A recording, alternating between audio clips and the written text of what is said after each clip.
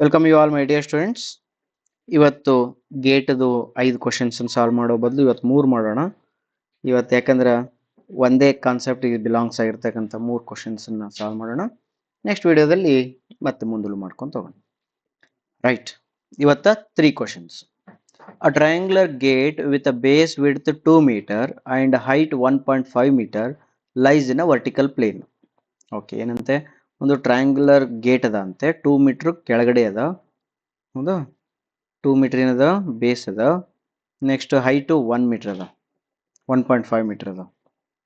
Height 1.5 metre ಅದ, vertical plane ಒಳಗದ ಅಂತ. Very good. The top vertex of the gate 1.5 metre below the surface of tank which contains oil ಅಂತ. ಏನಂತೆ, top vertex 1.5 metre below the surface of the tank which contains oil. ಅಂದ್ರೆ ಇನ್ನೊಂದು surface of the tank ಇತ್ತು ಅಂತಂದ್ರೆ ಇಲ್ಲಿಂದ 1.5 metre ಅದ. ಓಕೆನಾ, 1.5 metre below ಅದ. ರೈಟ್, ಆಯಿಲ್ ಅದ, ಅದರದ್ದು 0.8 specific gravity. Consider the density of the water and acceleration due to gravity 1000 ಮತ್ತು 9.81 as usual respectively. The hydrostatic force in kilonewton ಅಂದ್ರೆ total pressure the exerted by the oil on the gate ಎಷ್ಟು ಅಂತ ಕೇಳಿದೆ. ಓಕೆನಾ, right. ಈಗೇನು ಮಾಡೋಣ ಅಂತಂದ್ರೆ first ಭಾಳ ಈಸಿ ಅದ, ಇದೇನು ಕ್ವಶನ್ ಅಂತದ್ದೇನು ಟಫ್ ಇಲ್ಲ. ಈಗ ಇದು ಸರ್ಫೇಸ್ ಅಂತ ತಿಳ್ಕೊಡ್ರಿ. ಸರ್ಫೇಸ್ ಕೆಳಗಡೆ ಈಗ ಒಂದು ಗೇಟ್ ಅದ. ಇದನ್ನ ಇನ್ನು ಸೈಡ್ ವ್ಯೂ ಹಾಕಿರೋದ್ರಿಂದ ಇಷ್ಟೇ ತೋರಿಸ್ತೀನಿ ನಾನು ನಿಮಗೆ. ನೀವು ಫ್ರಂಟ್ ವ್ಯೂ ನೋಡ್ಬೇಕಿತ್ತಂದ್ರೆ ಹಿಂಗೆ ಕಾಣುತ್ತದೆ. ಓಕೆ, ಸೈಡ್ ವ್ಯೂ ಇರೋದ್ರಿಂದ ಹಿಂಗೆ ಇರಲಿ. ಇದು ಟ್ರಯಾಂಗ್ಯುಲರ್ ಅದ, ಹಂಗಾರೆ ಈ ಡಿಸ್ಟೆನ್ಸ್ 1.5 ಮೀಟರ್ ಅದ. ಮೇಲಿಂದ ಕೆಳಗ ಇದು 1.5 ಮೀಟರ್ ಅದ. ಟೋಟಲ್ ಇದು ಎಷ್ಟದ, ಇದು ಹೈಟು ಕೂಡ 1.5 ಮೀಟರ್ ಅದ. ರೈಟಾ? ಓಕೆ, ಈಗ ಇದ್ರದ್ದು ಹೆಚ್ ಬಾರ್ ಎಷ್ಟಿರ್ತದ ನೋಡ್ರಿ. ಹೆಚ್ ಬಾರ್ ಅಂತಂದ್ರೆ ಇದ್ರದ್ದು ಸಿ ಜಿ. ಇಲ್ಲಿ ಇದು ಸಿ ಜಿ ಎಷ್ಟಿರ್ತದ ಅಂದ್ರೆ ಇಲ್ಲಿಂದ ಇಲ್ಲಿ ತನಕ ನಾವು ನೋಡ್ಬೇಕು. ಇದಕ್ಕೆ ಹೆಚ್ ಬಾರ್ ಅಂತ ಕರಿತೀವಿ. ಇದು ಹೆಚ್ ಬಾರ್ ಅಂತ ಕರಿತೀವಿ. ಈಗ ಇದು ಹೆಚ್ ಬಾರ್ ಒಳಗೆ ಆಲ್ರೆಡಿ 1.5 ಅಂತ ಇರ್ತದ. ಪ್ಲಸ್ ಇಲ್ಲಿಂದ ಇಲ್ಲಿಗೆ ಎಷ್ಟದ, 2/3 ಆಫ್ 1.5 ಅಂದ್ರೆ 1 ಮೀಟರ್ ಆಗ್ತದ. ಟೋಟಲ್ 2.5 ಮೀಟರ್ ಆಗ್ತದೆ. ಕರೆಕ್ಟಾ?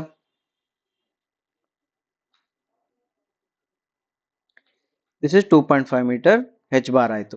ಓಕೆ, ಈಗೇನು ಬೇಕು ನಮಗೀಗ, ಟೋಟಲ್ ಫೋರ್ಸ್ ಬೇಕಾಗಿದೆ. Total force equal to rho G H bar A. ಇದು ಫಾರ್ಮುಲಾ. ರೋ ಎಷ್ಟು, 800 ಇಂಟು 9.81 ಇಂಟು ಹೆಚ್ ಬಾರ್ 2.5 ಇಂಟು ಎಷ್ಟು ಏರಿಯಾ ಎಷ್ಟಾಗುತ್ತೆ, ಇದು half into base into height. Total answer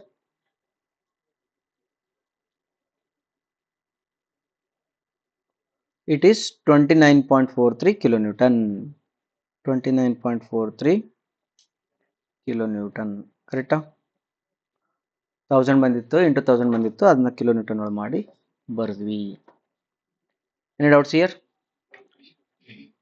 direct ಅದ, ರೋಜಿ ಎಚ್ ಬಾರಿ ಫಾರ್ಮುಲಾದೊಳಗೆ ಹಾಕಿ ಬಂದ್ಬಿಡ್ತು. ಏರಿಯಾ ಐತಲ್ಲ, ಅದು ಏರಿಯಾ ಎಷ್ಟದ್ದು ಏರಿಯಾ ಐತೆ ಅದು, ಆ ಟ್ರಯಾಂಗಲ್ದು area. Okay, right. This is very interesting question. A sector gate is provided in a spillway as shown in the figure. Assuming G equal to 10 meter per second square, the resultant force per meter length expressed in kilonewton per meter on the gate will be. ಈಗ gate ಮೇಲೆ ಇದು ಒಂಥರ ಹೆಂಗದಂದ್ರೆ ನಾನು ನೋಡಿ ಸ್ವಲ್ಪ confuse ಆಗಿದ್ದೆ. ಅದೇ same ನೀವು ಆಗ್ಬೇಡ್ರಿ ಅಂತ ಹೇಳಕತ್ತೀನಿ. ಇದು ಒಂಥರ ಸೆಮಿ ಸರ್ಕಲ್ ಕಣ್ಣಂಗೆ ಕಾಣುತ್ತೆ, ಏನೋ ಡಯಾಗ್ರಾಮ್ ಏನೋ ತಪ್ಪಾಕಿರ್ಬೋದು ಅಂತ ಅನಿಸ್ಬಿಡ್ತೈತಿ. ಸೆಮಿ ಸರ್ಕಲ್ ಕಣ್ಣಂಗೆ ಕಾಣುತ್ತಲ್ಲ, ಹಿಂಗೆ ಸೀದಾ ಕೊಟ್ಟ ನಾವು. ಬಟ್ ಹಂಗಿಲ್ಲದು, ಸೆಕ್ಟರ್ ಆಫ್ ದ ಗೇಟ್ ಐತದ. ಅಂದ್ರೆ ಹಿಂಗೊಂದು ಸರ್ಕ್ಯುಲರ್ ಇತ್ತು ಅಂತ ತಿಳ್ಕೊಳ್ರಿ. ಆ ಸರ್ಕ್ಯುಲರ್ ಒಳಗಡೆ ಒಂದು ಪಾಯಿಂಟ್ ಇಷ್ಟೇ. ಇಷ್ಟನ್ನ ಅವ್ರು ಏನು ಮಾಡ್ಯಾರ, ಇಲ್ಲಿ ಪ್ರೊವೈಡ್ ಮಾಡ್ಯಾರ. ತಿಳಿತಾ? ಹಾಗಾದ್ರೆ ಕ್ವಶನ್ ಬರ್ತದ, ಇಷ್ಟ ಅಂತ ಹೆಂಗೆ ಗೊತ್ತಾತ್ರಿ ಸರ್ ನಿಮಗೆ ಅಂತಂದ್ರೆ, ಇದು ಹಿಂಗೆ ಮಾಡಿದ್ರೆ ಇಲ್ಲಿ 60 ಡಿಗ್ರಿ ಬರುವಂಗೆ ಮಾಡ್ಕೊಂಡ್ರ ಅವ್ರು. ಓಕೆ, ಹಾಗಾದ್ರೆ ಸರಿ ಸೆಮಿ ಸರ್ಕಲ್ ಅಂತ ಅಲ್ಲ ಅಂತ ಹೆಂಗೆ ಹೇಳಿದ್ರಿ ಸರ್ ನೀವು ಅಂತಂದ್ರೆ, ಸೆಮಿ ಸರ್ಕಲ್ ಅಲ್ಲ ಅಂತ ನಾ ಹೆಂಗೆ ಹೇಳಿದ್ನಿ ಅಂದ್ರೆ, ಆ ಸೆಮಿ ಸರ್ಕಲ್ ಆಗಿತ್ತಂದ್ರೆ ನಿಮ್ಮ ಸೆಂಟರ್ ಇಲ್ಲಿ ಬರ್ತಿತ್ತು, ಹಿಂಗೆ ಬರ್ತಿತ್ತು. ಇದು 180 ಡಿಗ್ರಿ ಇರ್ತಿತ್ತು ಇದು. ಬಟ್ ಇಲ್ಲಿ ಎಷ್ಟು ಕೊಟ್ರೆ, ಇಲ್ಲಿ 60 ಡಿಗ್ರಿ ಕೊಟ್ಟರೆ ಅಂದ್ರೆ ಇದು ಸೆಮಿ ಸರ್ಕಲ್ ಅಲ್ಲ, ಅದು ಒಂದು. Centre away from the diameter ಒಳಗೈತಿ, ದೇರ್ಫೋರ್ ಅದು ಸೆಮಿ ಸರ್ಕಲ್ ಅಲ್ಲ. ಎರಡನೇ ಪಾಯಿಂಟ್. ಈ ರೀತಿ ನಿಮಗೆ ಮೆನಿ ಆಪ್ಷನ್ ಸಿಗ್ತಾವೆ, ಇದು ಸೆಮಿ ಸರ್ಕಲ್ ಅಲ್ಲ ಅನ್ನೋದಕ್ಕೋಸ್ಕರ. ಓಕೆ, ಈಗ ಇದು ಸೆಕ್ಟರ್ ಬಂತ, ಇದು ಈ ಸೆಕ್ಟರ್ ತಗೊಂಡಾರ, ರೈಟ್. ನಮ್ಗೆ ಏನು ಕೇಳ್ಯಾರ ಇದ್ರ ಮೇಲೆ ಅವರು ಅಂತಂದ್ರೆ ಫೋರ್ಸ್ ಎಕ್ಸೈಟೆಡ್ ಕೇಳ್ಯಾರ. ಯಾವಾಗ ನೆನ್ಪಿಟ್ಕೊಡ್ರಿ, ಕರ್ವ್ಡ್ ಸರ್ಫೇಸ್ ಇತ್ತು ಅಂತಂದ್ರೆ, ಕರ್ವ್ಡ್ ಸರ್ಫೇಸ್ ಇತ್ತು ಅಂದ್ರೆ ನಾವು ಫೋರ್ಸಸ್ ಹೆಂಗೆ ಕಂಡುಹಿಡಿತೀವಿ? ಎರಡು ರೀತಿ ಫೋರ್ಸ್ ಇರ್ತಾವೆ. ಒಂದು ಹಾರಿಜಾಂಟಲ್ ಫೋರ್ಸು, ನೀರ್ಲಿಂದ ಬಂದಿರತಕ್ಕಂಥದ್ದು. ಒಂದು ವರ್ಟಿಕಲ್ ಫೋರ್ಸು. ವರ್ಟಿಕಲ್ ಫೋರ್ಸ್ ಏನಂತಂದ್ರೆ ಇಷ್ಟು ಖಾಲಿ ಐತಲ್ಲ ಇಲ್ಲಿ ಬಯಾನ್ಸಿ, ಅದೇ ಇಷ್ಟೇನು ಖಾಲಿ ಐತಲ್ಲ ಇದರಿಂದ ಎಕ್ಸೈಟ್ ಆಗಿರ್ತಕ್ಕಂಥದ್ದು ಅದು ಫೋರ್ಸು. ಓಕೆ, ಇವು ಎರಡು ಫೋರ್ಸ್ ಬೇಕು ನನಗೆ. ಇದಕ್ಕೆ ಏನಂತಾರೆ ಎಫ್ ವೈ ಅಂತ ಕರಿತೀನಿ, ಇದಕ್ಕೆ ಎಫ್ ಎಕ್ಸ್ ಅಂತ ಕರಿತೀನಿ. ಇವೆರಡನ್ನು ತೊಗೊಂಡು ರಿಸಲ್ಟೆಂಟ್ ಹಾಕಿ square root of F X square plus F Y square ಮಾಡಿಬಿಟ್ರೆ ನನಗೆ ಬೇಕಾಗಿರೋ ಆನ್ಸರ್ ಇಲ್ಲಿ ಸಿಕ್ಬಿಡ್ತದೆ. ಇದನ್ನು ನಾವೀಗ ಮಾಡ್ಲಿಕ್ಕೆ ಶುರು ಮಾಡ್ಬೇಕೀಗ. ಏನು ಮಾಡೋದು? ಫಸ್ಟ್ ಏನು ಮಾಡೋದು ಅಂತಂದ್ರೆ ಎಫ್ ಎಕ್ಸ್ ಬಗ್ಗೆ ಯೋಚನೆ ಮಾಡೋಣ.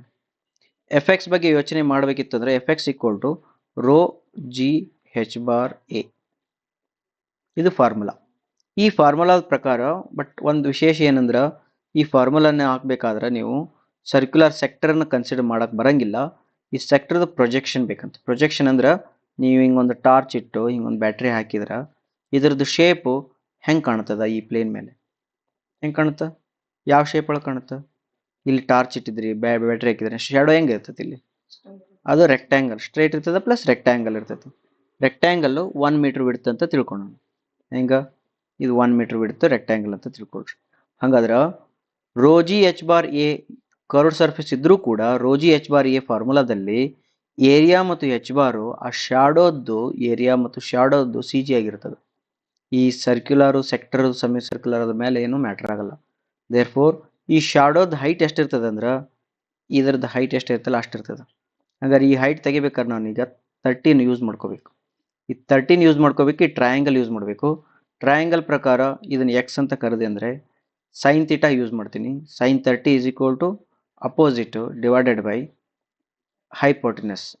ಹಾಗಾದರೆ x equal to sine 30 into 5 2.5 metre ಆಗ್ತೈತಿ. ಹಾಗಾದ್ರೆ ಇದು ಹೈಟ್ ಎಷ್ಟಾಯ್ತು? ಇದು 2.5 ಮೀಟರ್ ಆಯಿತು. ಇದು 2.5 ಮೀಟರ್ ಆಯಿತು. ಈಗ ನನಗೆ ಎಚ್ ಬಾರ್ ಅಂತಂದ್ರೆ C G of this shadow from the free surface it is 2.5 metre. Therefore rho ಅಂತಂದ್ರೆ ಇದು ಎದ್ರೊಳಗಿಟ್ಟಾರ? ನೀರೊಳಗಿಟ್ಟಾರ? ನೋಡ್ಕೊಂಬಿಟ್ರು ಅನ್ಸತಿ. ನೀರೈತಾ?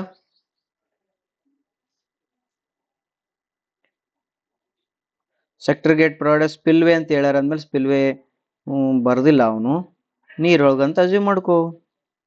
ಸ್ಪಿಲ್ವೇ ಯೂಶುವಲಿ ನೀರೊಳಗೆ ಇರ್ತದ. Therefore will assume it as a rho g h bar a, that is your rho ಜಿನ 9.81 ತಗೋಬಿಡೋದಂತ 10 ತಗೋಬೇಕಂತ ಬರ್ದಾನ. ದೇರ್ಫೋರ್ ಜಿ 10 ಇಂಟು ಹೆಚ್ ಬಾರ್ 2.5. ಮತ್ತು ಏರಿಯಾ ಯಾವುದಂದ್ರೆ ಶಾಡೋ ಏರಿಯಾ. ಶಾಡೋ ಏರಿಯಾ ಎಷ್ಟೈತಿ? 2.5 ಮೀಟರ್. ಈ ಕಡೆ ಪರ್ಪೆಂಡಿಕ್ಯುಲರ್ ಡಿಸ್ಟೆನ್ಸ್ 1 ಮೀಟರ್ ತಗೋ. Therefore it is into 2.5 into 1. Okay, ಇಷ್ಟು ಮಾಡಿದರೆ ಆನ್ಸರ್ ಬರ್ತದೆ. ಎಷ್ಟು ಬಂತಿದೆ ಎಫ್ ಎಕ್ಸ್? ಹೈಟ್ ಹೆಂಗೆ 5 ಮೀಟರ್ ಆಕೈತಿ? ಹಾಂ, ಟೋಟಲ್ ಹೈಟ್ 5 ಮೀಟರ್. ಹಾಂ, ಇದಲ್ಲ 5 meter into 1 meter, 5 meter into 1.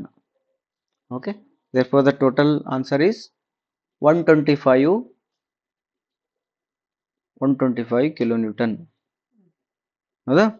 This is F X ಬಂತು. ಈಗ ಎಫ್ ಐ ಮಾಡಬೇಕಾದಾಗ ರೂಲ್ ಏನು ಹೇಳ್ತದ ಅಂತಂದರೆ, ಎಫ್ ಐ ಹೇಳ್ತದ ಎಷ್ಟು ಸರ್ಫೇಸ್ ಮುಳುಗಿಲ್ಲಲ್ಲ ಅಷ್ಟು ಬಯಾನ್ಸಿ ಕ್ರಿಯೇಟ್ ಆಕೈತಿ ವರ್ಟಿಕಲ್ ಡೈರೆಕ್ಷನ್ ಒಳಗಡೆ. ಎಷ್ಟು ಸರ್ಫೇಸ್ ಮುಳುಗಿಲ್ಲ ಅದು ಇಲ್ಲೇನು ಹ್ಯಾಚ್ ಮಾಡಿದ್ರಲ್ಲ ಅಷ್ಟು ಸರ್ಫೇಸ್ ಮುಳುಗಿಲ್ಲ. ಅಷ್ಟು ವಾಲ್ಯೂಮ್ ಅಂದರೆ ಪರ್ಪೆಂಡಿಕ್ಯುಲರ್ ಟು ಬೋರ್ಡ್ನ ಎಷ್ಟು ತಗೋಬೇಕೀಗ? 1 ಮೀಟರ್ ಅಂತ ತೊಗೊಂಡು ಅಷ್ಟು ವಾಲ್ಯೂಮ್ನಷ್ಟು ಏನಾಗೈತಿ ನನಗೆ ಬಯಾನ್ಸಿ ಕ್ರಿಯೇಟ್ ಆಕೈತಿ. ದೇರ್ಫೋರ್ ಅದಕ್ಕೆ answer rho G into volume ಮಾಡ್ಬೇಕು. ಅಷ್ಟು ಬರ್ತದ. ರೋ ಅಂದ್ರೆ 1000 ಅದ ಇಂಟು ಏರಿಯಾ, ಜಿ ಅಂದ್ರೆ 10 ಅದ. ವಾಲ್ಯೂಮ್ ಅಂದರೆ ನೋಡ್ರಿ, ವಾಲ್ಯೂಮ್ ಅಂದರೆ ಈ ಸೆಕ್ಟರ್ದು ವಾಲ್ಯೂಮ್ ತೊಗೋಬೇಕು. ಈ ಸೆಕ್ಟರ್ ವಾಲ್ಯೂಮ್ ತೊಗೋಬೇಕಾದ್ರೆ ನೀವು ಸ್ವಲ್ಪ ಇಲ್ಲಿ ವರ್ಕೌಟ್ ಮಾಡಬೇಕು.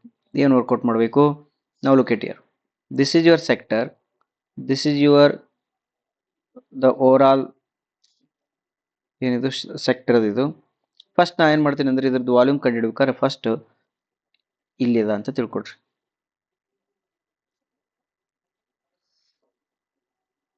ಓಕೆ, ಈ ಟೈಪ್ ನಾ ಫುಲ್ ತೊಗೊಳ್ತೀನಿ. ಇದನ್ನ ತಗೊಂಡು ಫಸ್ಟ್ ಈ ಹ್ಯಾಚ್ಡ್ ವಾಲ್ಯೂಮ್ ಸಿಗ್ತೈತೆ ನಿನಗೆ. ಹ್ಯಾಚ್ಡ್ ವಾಲ್ಯೂಮ್ ಎಲ್ಲಿ ಸಿಗ್ತದೆ ಅಂದರೆ ಇದು ಇಷ್ಟು ಎಷ್ಟೈತಿ, ಇದು 60 ಡಿಗ್ರಿ ಅದ. 60 ಡಿಗ್ರಿ ಅಂದ್ರೆ ಟೋಟಲ್ ಸರ್ಕಲ್ ಅಂದ್ರೆ ಎಷ್ಟಿರ್ತದ, 360 ಡಿಗ್ರಿ ಅದ. 360 ಡಿವೈಡ್ ಬೈ 60 ಮಾಡಿದ್ನಂದ್ರೆ 6 ಒಂದ್ಲೆ 6 ಐದ್ಲೆ 6 ಆರ್ಲೆ ಅಲ್ಲ, 6 ಆರ್ಲೆ ಅಂದ್ರೆ ಇದು ಟೋಟಲ್ ಸರ್ಕಲ್ದು 1/6 ಏರಿಯಾ ಆಯ್ತದ. ಅಂದ್ರೆ 1/6 ಪೈ ಆರ್ ಸ್ಕ್ವೇರ್ ಆಯ್ತಾ ಇದು ಟೋಟಲ್. ಇದಿಷ್ಟು ಎಷ್ಟಾಗ್ತಿದು, 1/6 ಪೈ ಆರ್ ಸ್ಕ್ವೇರ್ ಆಯ್ತು ಇದಿಷ್ಟು. ಆ 1/6 ಪೈ ಆರ್ ಸ್ಕ್ವೇರ್ ಒಳಗಡೆ ಈ ಟ್ರಯಾಂಗಲ್ ಪೋರ್ಷನ್ನ ಕಳಿಬೇಕು ನಾವು. ಈ ಟ್ರಯಾಂಗಲ್ ಪೋರ್ಷನ್ನ ಕಳಿಬೇಕಿದ್ನ. ಈ ಟ್ರಯಾಂಗಲ್ ಪೋರ್ಷನ್ ಕಳಿಬೇಕಂದ್ರೆ ಮೈನಸ್ ಹಾಫ್ ಇಂಟು ಬೇಸ್ ಎಷ್ಟಾಗುತ್ತೆ ಇದ್ರೊಳಗಡೆ, ಬೇಸ್ 5 ಆಗ್ತೈತಿ. ಹೈಟ್ ಎಷ್ಟಾಗ್ತೈತಿ ಇದ್ರೊಳಗಡೆ, ಹೈಟಿಗೆ ಇದನ್ನ ಹಾಕ್ಬೇಕು ನಾ, ಈ ಡಿಸ್ಟೆನ್ಸ್ ಬೇಕು ನನಗೆ. ಈ ಡಿಸ್ಟೆನ್ಸಿಗೆ ಕಾಸ್ ಥೀಟಾ ಹಾಕೋಬೇಕು ನಾವು. Cos 30 is equal to adjacent divided by hypotenuse. ಅವಾಗ ಬಿ ಎಷ್ಟು ಬರ್ತದೆ ನೋಡು, 5 ಕಾಸ್ 30 ಬರ್ತದೆ. ದೇರ್ಫೋರ್ ಇಲ್ಲಿ 5 ಕಾಸ್ 30 ಬರ್ತೀನಿ. This is my volume. ಇದಿಷ್ಟ ವರ್ಕೌಟ್ ಮಾಡಿ ಹೇಳಿ ನೋಡೋಣ ವಾಲ್ಯೂಮ್ ಎಷ್ಟು ಬಂತು. ಇದಷ್ಟ ವಾಲ್ಯೂಮ್ ನಿಮಗೆ 2.264 ಮೀಟರ್ ಕ್ಯೂಬ್ ಬರ್ತದೆ. 2.264 ಮೀಟರ್ ಕ್ಯೂಬ್ ಬರ್ತದೆ. ಓಕೆ, ಇವೆಲ್ಲ ತಗೊಂಡು ನೀವು ಇದರೊಳಗೆ ಸಬ್ಸ್ಟಿಟ್ಯೂಟ್ ಮಾಡಿಕೊಡ್ರಿ. ದಿಸ್ ವಾಲ್ಯೂಮ್ ಇಂಟು 2.264 ಮಲ್ಟಿಪ್ಲೈ ಮಾಡಿದ್ರೆ ನಿಮಗೆ ಎಫ್ ವೈ ಅಲ್ಲ, ಎಫ್ ವೈ ಬರ್ತದೆ. ಎಫ್ ವೈ ಎಷ್ಟು ಬಂತು ಇದು ಟೋಟಲ್ಲು, ಇಟ್ ಈಸ್ 22.64 ಬರ್ತದೆ. Then you want a resultant 4 is equal to fx square minus fy square, fx square 125 square plus fy square 22.64 square. The total answer will be 127.03 kilonewton is the right answer. This 127.03 kilonewton, you will write it in the space. Right now ಏನೇನು ಮಾಡಿದ್ವಿ ಇದರೊಳಗಡೆ, first ಯಾವಾಗಲೂ ಇದ್ರದ್ದು ಒಂದು rule ನೆನ್ಪಿಟ್ಕೊಡ್ರಿ. ಈ ರೀತಿ problem curved surface ಕೊಟ್ಟಿದ್ರು ಅಂದ್ರೆ ಅದರೊಳಗೆ ಎಫ್ ಎಕ್ಸ್ ಬರ್ತದ, ಅದರೊಳಗಡೆ ಎಫ್ ವೈ ಬರ್ತದ. ಎಫ್ ಎಕ್ಸ್ ಅಂತಂದ್ರೆ ಅಲ್ಲಿ ಕರ್ವ್ಡ್ ಸರ್ಫೇಸಕ್ಕೆ ಹಾರಿಜಾಂಟಲ್ ಟಾರ್ಚ್ ಬಿಟ್ಟಾಗ ಅದರದ್ದು ಪ್ರೊಜೆಕ್ಷನ್ ಶಾಡೋ ಏನು ಬರ್ತದಲ್ಲ ಅದನ್ನು ವರ್ಟಿಕಲ್ ಪ್ಲೇಟ್ ಅಂತ ತಿಳ್ಕೊಂಡು ನೀವು ಎಫ್ ಎಕ್ಸ್ ಕಂಡುಹಿಡ್ಬೇಕಂದ್ರೆ ರೋ ಜಿ ಹೆಚ್ ಬಾರ್ ಏನೇ ಬರ್ತದ. ಹೆಚ್ ಬಾರ್ ಅಂದ್ರೆ C G of the shadow, A ಅಂತಂದ್ರೆ area of the shadow. Then f y ಅಂತಂದ್ರೆ it's the buoyancy force when the fluid is other side. ಈ ಕಡೆ ಫ್ಲೂಯಿಡ್ ಇತ್ತಲ್ಲ, ಹಾಗಾಗಿ ಇದಿಷ್ಟು ಪೋರ್ಷನ್ ಬಯಾನ್ಸಿ ಆಗ್ತದೆ. ಎಷ್ಟು ಬಯಾನ್ಸಿ ಫೋರ್ಸ್ ಬರ್ತದೆ ಅಂದರೆ that is the rho G into volume, because that force equal to amount of water displaced ಇರ್ತದಲ್ಲ, therefore is the weight of the water displaced, therefore this is the volume. ಇವೆರಡು ಮಾಡಿಕೊಂಡು R ಕಂಡುಹಿಡ್ತೀರಿ. Square root of F X square plus F Y square ಮಾಡ್ಕೊಂಡ್ರೆ R ಬಂದ್ಬಿಡ್ತೈತಿ. ರೈಟಾ? Thank you. ಈಗ next ಇನ್ನೊಂದು question ಮಾಡಿಬಿಡೋಣ. ಇನ್ನೊಂದು ಕ್ವಶನ್ ಏನಂತಂದ್ರೆ ಇದು, the body floating in a liquid is in a stable state of equilibrium. It is stable state of equilibrium ಅಂದ್ರೆ ನಿಮ್ಗೆ ಆಲ್ರೆಡಿ ಗೊತ್ತದ. ಒಂದು ಯಾವುದೋ ಒಂದು ಬಾಡಿ ಇತ್ತು, ನೀರಿತ್ತು ಅಂತಂದ್ರೆ ಇದು ಆಸಿಲೇಟ್ ಆಗ್ತಿತ್ತು ಅಂದ್ರೆ ಕೆಳಗಡೆ ಏನಿರ್ತದ, ಗ್ರಾವಿಟಿ ಇರ್ತದ, ಬಯಾನ್ಸ್ ಇರ್ತದೆ. ಇಲ್ಲಿ ಬಯಾನ್ಸ್ ಇರಬೇಕು, ಇಲ್ಲಿ ಗ್ರಾವಿಟಿ ಇರಬೇಕು, ಇಲ್ಲಿ ಎಲ್ಲೋ ಒಂದು ಕಡೆಗೆ ಮೆಟಾ ಸೆಂಟರ್ ಇರಬೇಕು. ಹಿಂಗಿತ್ತಂದ್ರೆ B G M M G B ಇತ್ತಂದ್ರೆ ಇದು ಸ್ಟೇಬಲ್ ಅಂತ ಹೇಳ್ತೀವಿ. ಅದಕ್ಕೆ metacentre lies below the centre of gravity. Correct ಐತೇನು? Metacentre lies below the centre of gravity. ಇದು ಅನ್ಸ್ಟೇಬಲ್ ಇಕ್ವಿಲಿಬ್ರಿಯಂ ಆಗ್ತೈತಿ. ಏನಾಗ್ತದ? ಅನ್ಸ್ಟೇಬಲ್ ಇಕ್ವಿಲಿಬ್ರಿಯಂ ಆಗ್ತದೆ. ತೆಗೆದ್ಬಿಡೋದನ್ನ. Metacentre lies above its centre of gravity. Metacentre lies centre of gravity ಅಂದ್ರೆ ಇದು correct answer ಆಗ್ತದೆ.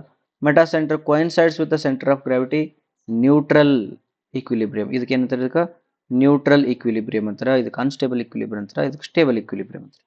Then centre of gravity is below its centre of buoyancy. Centre of ಬಯಾನ್ಸಿಕ್ಕಿಂತ ಕೆಳಗೆ centre of gravity ಇತ್ತಂದ್ರೆ no, this is not the case. I think it is a sinking body ಅಂದ್ರೆ ಆಗ್ಬೋದು. Okay, right. ಈ ಮೂರೇ questions ಇರಲಿ, ಯಾಕಂದ್ರೆ next 3 questions ಮಾಡೋಕೆ ಅವು ಬೇರೆ ಚಾಪ್ಟರ್ ಇಂದ ಇರೋದ್ರಿಂದ ಈ ಚಾಪ್ಟರ್ ಇಲ್ಲಿಗೆ ವೈಂಡ್ ಮಾಡೋಣ. ಇವತ್ತು 3 ಕ್ವಶನ್ ಸಾಕು. Thank you very much.